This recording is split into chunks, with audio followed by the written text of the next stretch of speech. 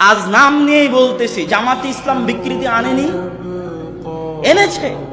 অগণিত অসংখ্য তাদের সংবিধানের মধ্যে বিকৃতি এনেছে, শুধু রাষ্ট্রীয়ভাবে নিবন্ধন ধরে রাখার জন্য, টিকিয়ে রাখার জন্য।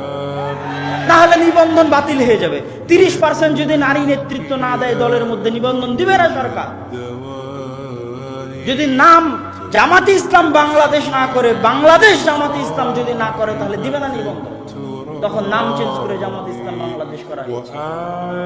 30% নারী নেতৃত্ব নিয়ে আসা হয়েছে, অগণিত পরিবর্তন করা হয়েছে। আমার চ্যালেঞ্জ থাকলো, আবুল আলা মওদুদি যেই দিন জামাত ইসলাম প্রতিষ্ঠা করেছিলেন, তখনকার জামাত ইসলামের সংবিধান আর আজকের জামাত ইসলামের সংবিধানের মধ্যে যদি বিকৃতি না থাকে, আমি আব্দুল্লাহ বক্তব্য দেব না। বিকৃতি কেন এসেছে? ক্ষমতা ধরে রাখার চাহিদায়। সে বিকৃতিটা কোথায় করা হয়েছে? ইসলামের মধ্যে। ইসলামকে জবাই করে আমি কিভাবে ইসলাম প্রতিষ্ঠা করব?